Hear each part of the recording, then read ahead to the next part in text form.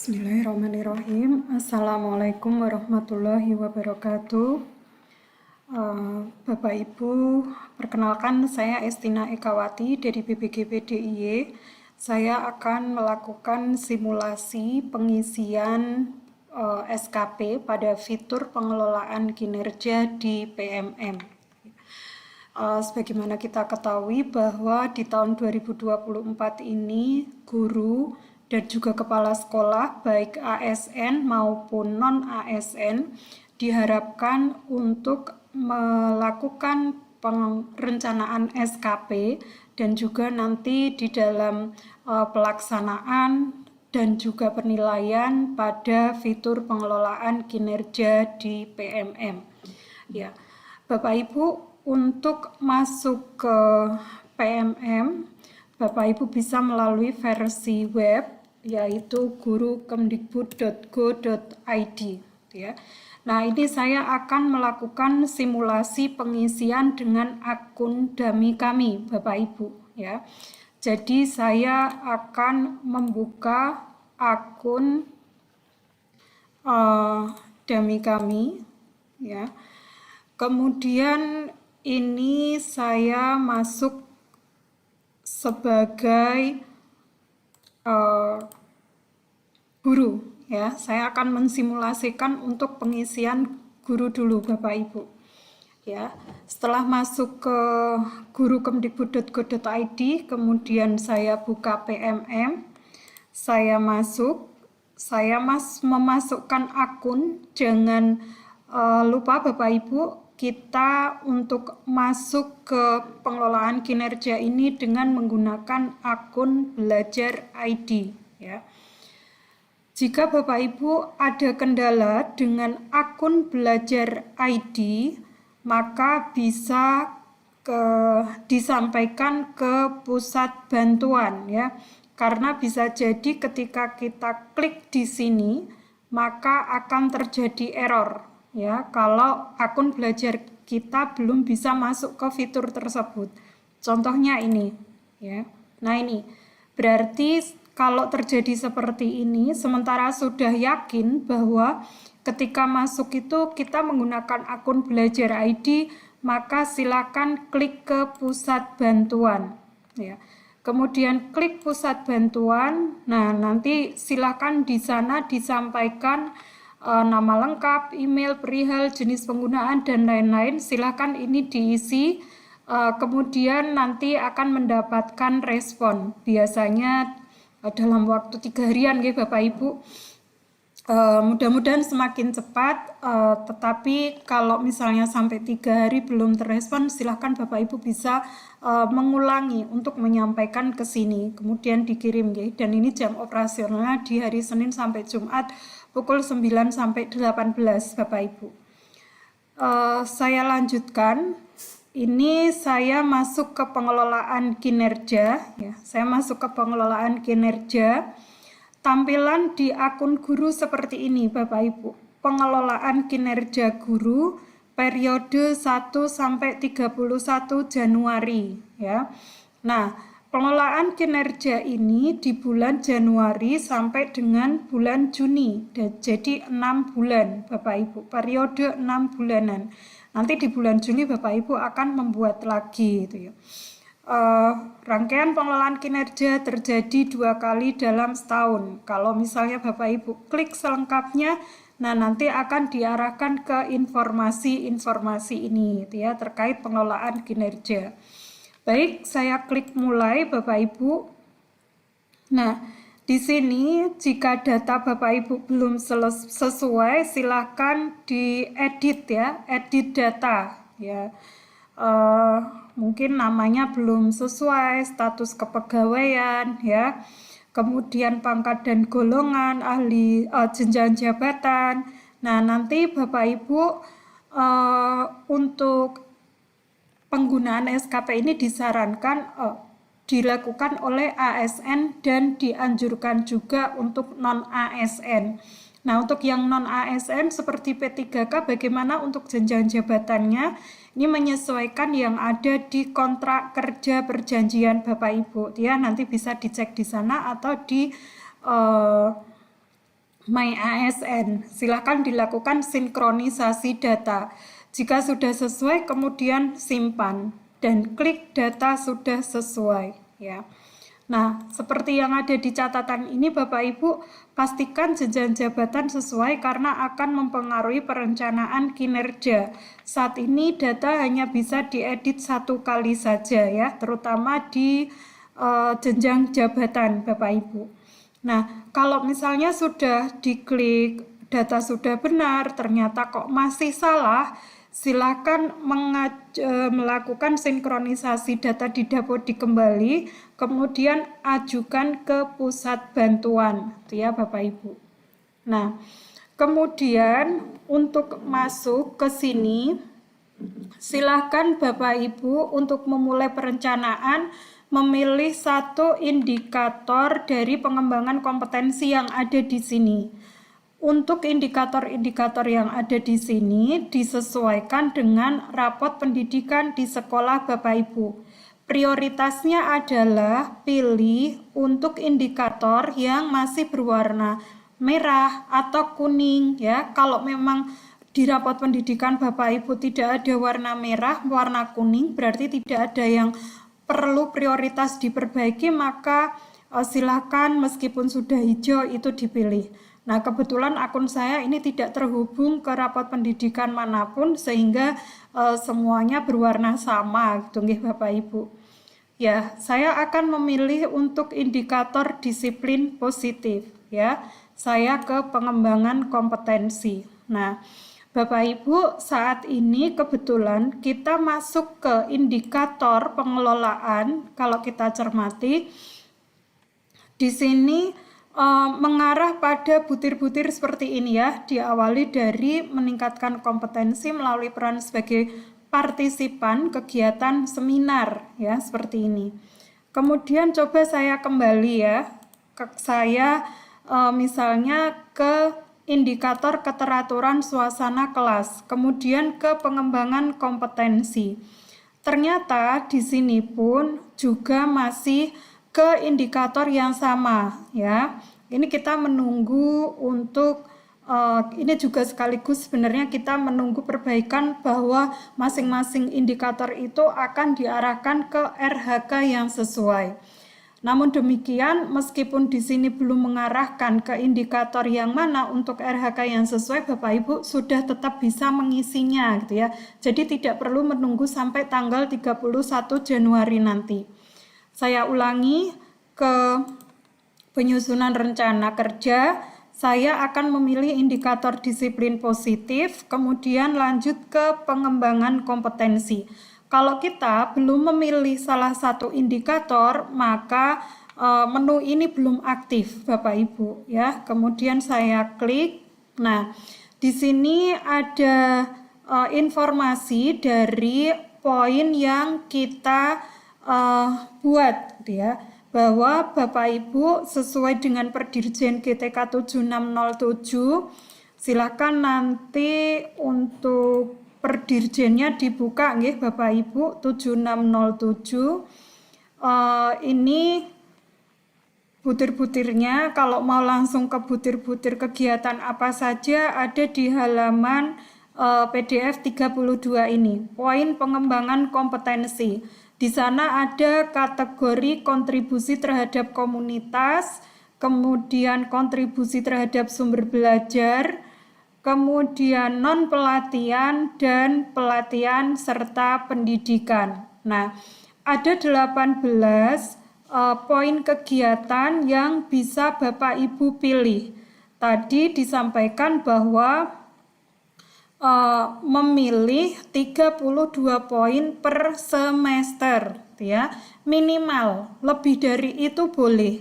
Dan untuk kegiatan pelatihan di mana di sana durasi kegiatan pelaksanaan adalah 3 sampai 6 bulan, maka poinnya langsung dapat 128 poin. Nah, Bapak Ibu boleh nggak mengambil misalnya guru penggerak angkatan 9 yang nanti kelulusannya ada di periode Januari sampai Juni 2024. Kalau satu kegiatan saja kan sudah 128 nggih. Nah, ini silakan jika akan menambahkan butir kegiatan yang lainnya meskipun secara poin ini lebih dari 128 poin.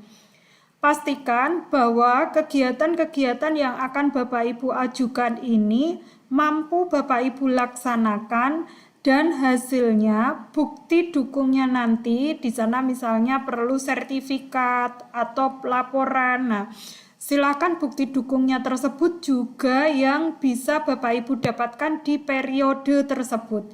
Jadi kita tidak bisa mengajukan kegiatan yang kita peroleh di waktu sebelum periode. Misalnya guru penggerak angkatan 8, ini kan kelulusannya sudah di 2023. Nah, itu tidak boleh Bapak Ibu kita masukkan di periode Januari sampai Juni ini, gitu ya.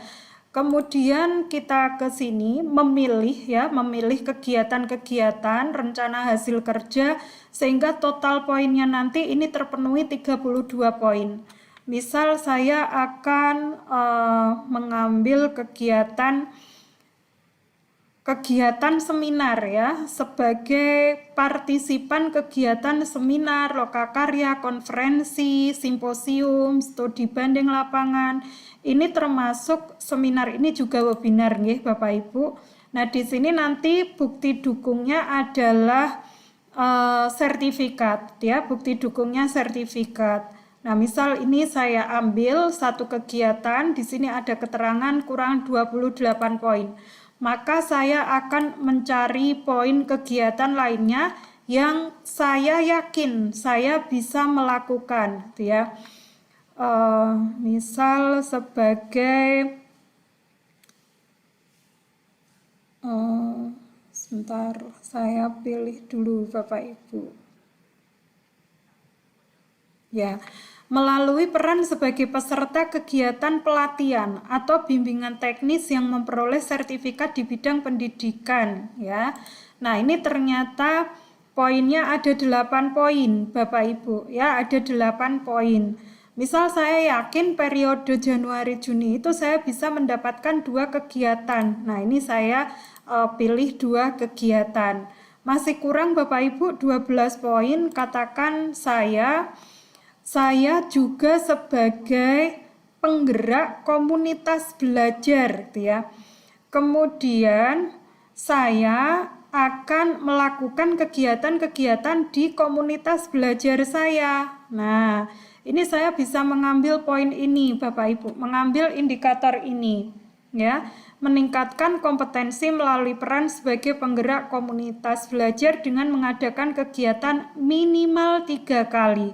Jadi nggak bisa kalau hanya satu kegiatan saja, poinnya 12, itu enggak. Ini satu kesatuan ya Bapak Ibu.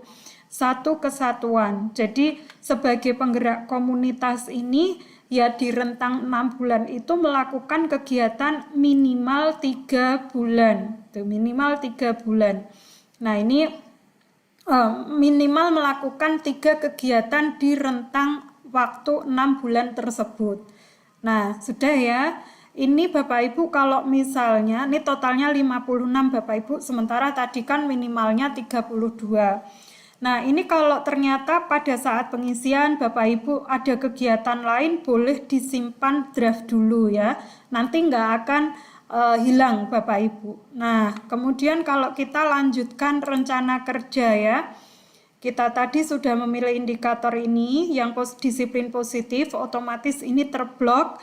Kemudian ke pengembangan kompetensi ya. Selanjutnya kita melanjutkan ke tugas tambahan. Nah, tugas tambahan ini didasarkan pada peraturan yang berlaku ya. Ada kita klik warna peraturan yang berlaku ini nanti mengarah pada tugas-tugas kegiatan apa ya, dan tugas tambahan ini sifatnya opsional. Tidak bersifat wajib untuk semua Bapak Ibu guru, karena ya memang berdasarkan tambahan tugas yang diberikan oleh pimpinan di sekolah Bapak Ibu. Ada yang sebagai guru piket, ada yang sebagai bendahara sekolah, operator dapodik ya. Silakan bisa disimak daftar tugas tambahan sesuai dengan dasar hukum yang ada ini. Misalnya saya sebagai eh, operator dapodik Bapak Ibu. Nah, saya akan tambahkan. Nanti bukti dukungnya apa ketika saya melakukan kegiatan ini? Laporan disertai dengan surat keputusan atau surat tugas dari atasan, gitu ya. Nah, ini satu kegiatan. Misalnya saya selain sebagai operator, saya juga katakanlah saya di jenjang SMP nggih Bapak Ibu, saya juga atau ini Bapak Ibu mencermati jenjangnya apa gitu ya. Ada yang memang tugas tambahan itu mulai sejak SD, ada yang hanya untuk SMP, SMA, SMK, atau hanya untuk yang SMK saja. Silakan dicermati butir-butirnya. Kemudian misalnya saya sebagai pembina ekstra, nah ini saya tambahkan ya. Nanti bukti kegiatan ini juga laporan disertai surat keputusan atau surat tugas. Nah ini bisa disimpan draft atau boleh lanjut ke bagian bisa lanjut ke bagian ke perilaku kinerja ya. Kalau ini sudah sesuai ke perilaku kinerja. Nah, di perilaku kinerja Bapak Ibu diminta untuk mengisi 7 aspek perilaku kinerja yang ada ya. Nah, ini kalau ingin mencermati kira-kira perilaku kinerja itu ada apa saja, bisa diklik selengkapnya Bapak Ibu. Ya, di sini.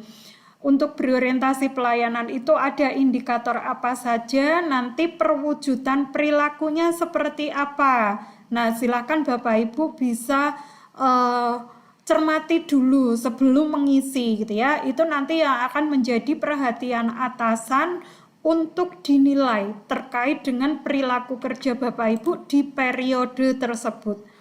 Masing-masing aspek kita hanya diminta untuk mengajukan satu indikator Bapak Ibu ya.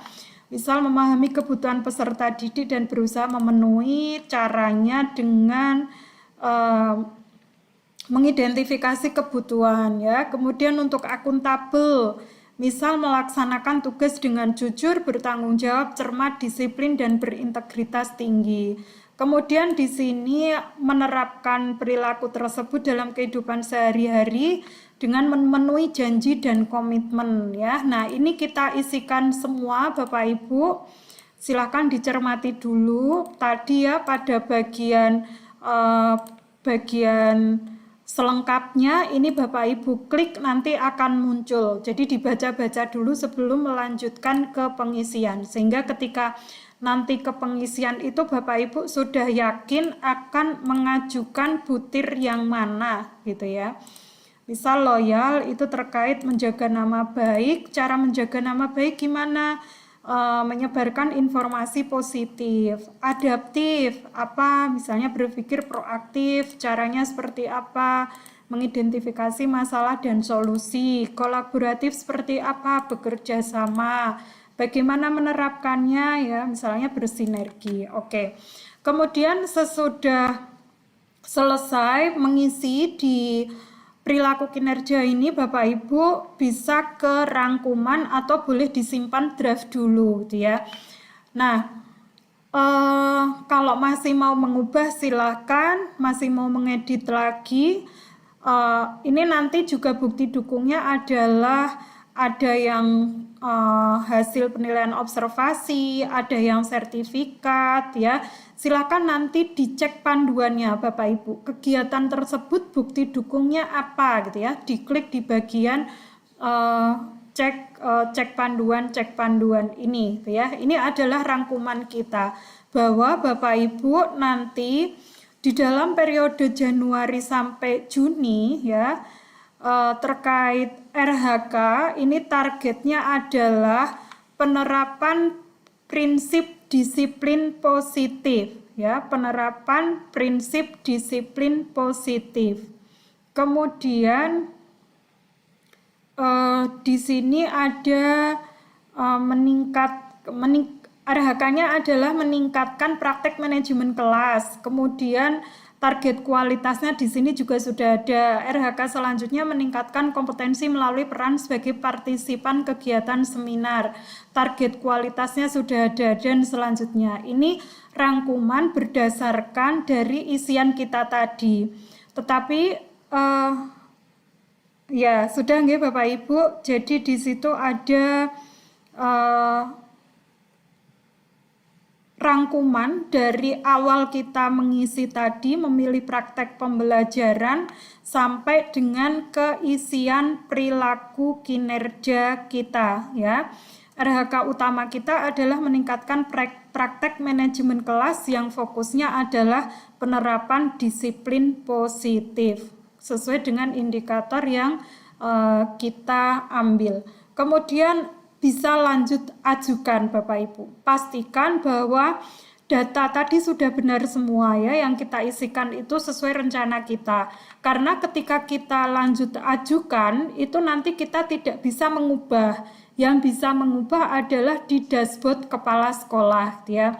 Saya coba ya Bapak Ibu, saya klik lanjut ajukan.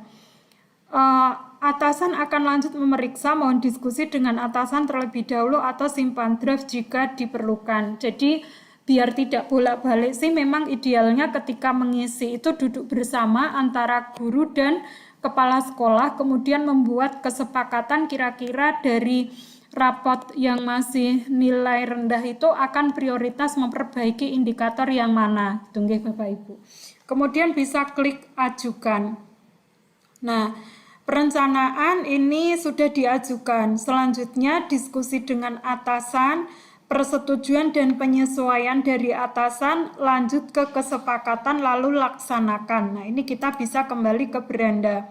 Kemudian di sini Bapak Ibu kita tinggal kita bisa lihat rencana kinerja. Itu kalau kita sudah mengisi nggih Bapak Ibu, tapi kalau belum mengisi ya tadi berarti melakukan perencanaan. Nah, di sini ada tambahan Bapak Ibu. Tambahannya adalah apa? Ada KOSP ya. Di sini kalau untuk guru ya berarti perangkat ajar Bapak Ibu gitu ya. Untuk dukungan terhadap rencana KOSP ya, terhadap rencana KOSP.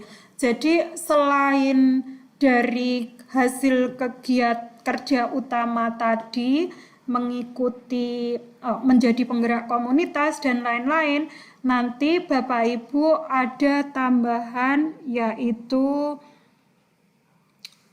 yang perlu disiapkan adalah KOSP Bapak Ibu ya, KOSP Bapak Ibu. Oke.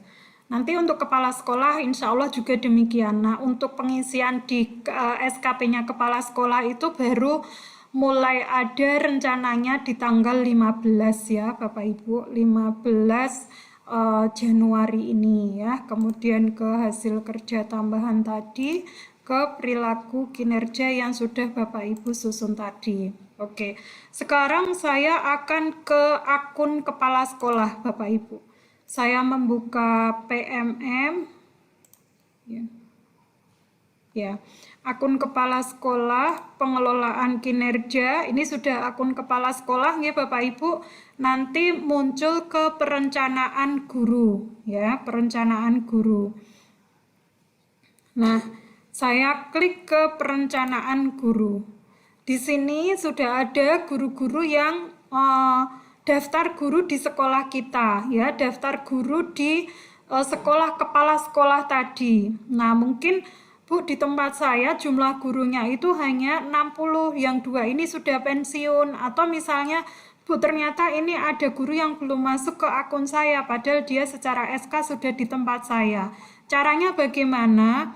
Bapak Ibu silakan menyampaikan ke pusat bantuan ya. Yang pertama sinkronkan Dapodik dulu, kemudian sampaikan ke pusat bantuan Bapak Ibu.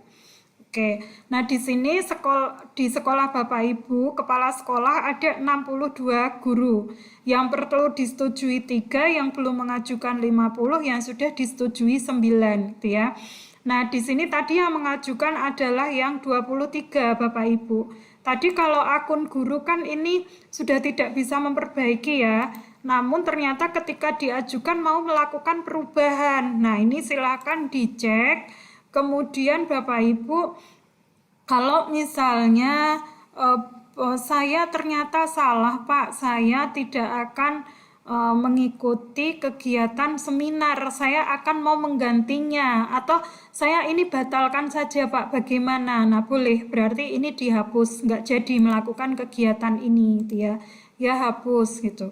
Kemudian misalnya Pak, saya tadi kan sudah mendapat total poinnya itu sekian gitu ya.